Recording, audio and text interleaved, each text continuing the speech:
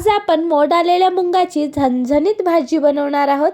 ही भाजी खायला खूपच चविष्ट लागते। तर चला आता आपण आजच्या रेसिपीला सुरुवात करूया। तर त्यासाठी मी इथे मूग घेतलेली आहे मोड आलेले। मुंगाला मोड कसा आणायचा याचा व्हिडिओ ऑलरेडी चॅनलवर अपलोड केलेला आहे, तुम्ही प्लेलिस्टमध्ये जाऊन बघू शकता। आता आपण या मुंगाची भाजी बनवूया। तर तेल गरम होण्यासाठी ठेवलेला आहे। तेल छान असं गरम झाल्यानंतर त्यामध्ये जिरा टाकून घ्यायचा आहे।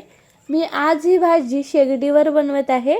तर जिरा टाकल्यानंतर आता आपल्याला तिथे टाकायचे आहेत कांदे।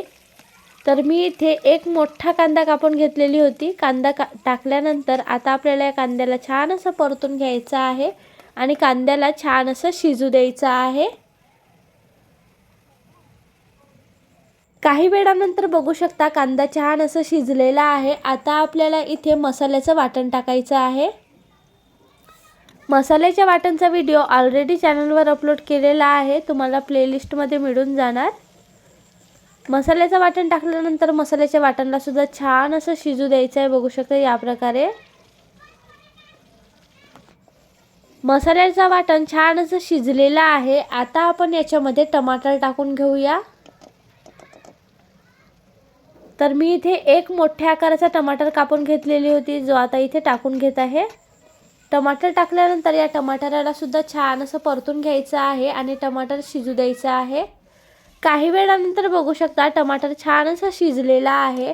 आता आपण याच्यामध्ये मिरची पावडर म्हणजे काही सुके मसाले टाकूया, ज्यामध्ये मिरची पावडर टाकूया आपण 2 चम्मच।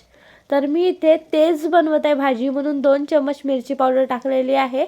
तुम्हाला जर कमी तिखट पाहिजे असेल तर मिरची पावडर कमी करा। त्याचबरोबर थोडीशी हळदी पावडर आणि 1 चम्मच मीठ टाकलेली आहे। छान असं परतून घ्यायचं आहे। बघू शकता या प्रकारे छान असं परतून घ्यायचं आहे। मी आता ही शेगडीवर भाजी बनवत आहे म्हणून गॅस कमी जास्त करू शकत नाही। तर छान परतून घेतलेली आहे। त्यानंतर आता मी इथे ही मूग टाकलेली आहे। ही ना हिरवी मूग आहे, बघू शकता तुम्ही, आणि छान असे कोंब आलेले आहेत बघा। आता छान असा मिक्स करून घ्यायचं आहे, बघू शकता या प्रकारे, आणि त्यानंतर थोडंसं पाणी टाकायचं आहे जेणेकरून मसाले जळून येत म्हणून। छान असं मिक्स करून घ्यायचं आहे। छान असं मिक्स करून घेतलेलं आहे। आता आपल्याला 1-2 मिनिटं असंच ठेवायचं आहे आणि परतत राहायचं आहे अधूनमधून, बघू शकता या प्रकारे। आता 2 मिनिटांनंतर आता आपल्याला इथे पाणी टाकायचं आहे। तुम्ही जर गॅसवर बनवत असाल तर 2 मिनिटं स्लो गॅसवर किंवा मीडियम गॅसवर ठेवा। त्यानंतर आता आपण याच्यामध्ये कोथिंबीर टाकलेला आहे। कोथिंबीर भरपूर प्रमाणात टाकायचं आहे। छान असं मिक्स करून घ्यायचं आहे, बघू शकता या प्रकारे। आणि त्यानंतर आता आपल्याला इथे पाणी टाकायचं आहे। तर आता आपल्याला ही भाजी मोकळी बनवायची नाही आहे, छान अशी झणझणीत रस्सा भाजी बनवायची आहे। तर त्यासाठी मी इथे पाणी थोडं जास्तच टाकत आहे। आणि ही मूग जी आहे ते शिजायला सुद्धा पाणी लागतेच लागते, म्हणून पाण्याचं प्रमाण जास्तच टाकायचं आहे। मी साधारणतः अर्धा लोटा पाणी टाकलेली होती आणि आता बघू शकता मूग शिजल्यानंतर पाणी कमी झालेलं आहे, बघू शकता तुम्ही, आणि मूग पण छान अशी शिजलेली आहे। आता आपण याच्यामध्ये कोथिंबीर टाकून घेऊया। कोथिंबीर टाकल्यानंतर छान असं परतून घ्यायचं आहे पुन्हा एकदा, आणि मी आता ही शेगडी बंद करून घेत आहे।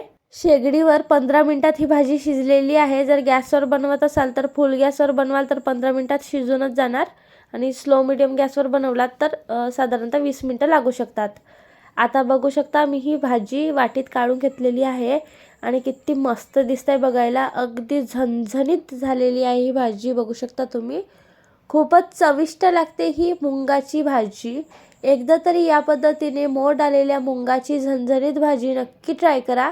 आणि जर हा व्हिडिओ तुम्हाला आवडला असेल तर व्हिडिओला लाईक, शेअर, कमेंट आणि चॅनलला सबस्क्राईब करायला विसरू नका। धन्यवाद।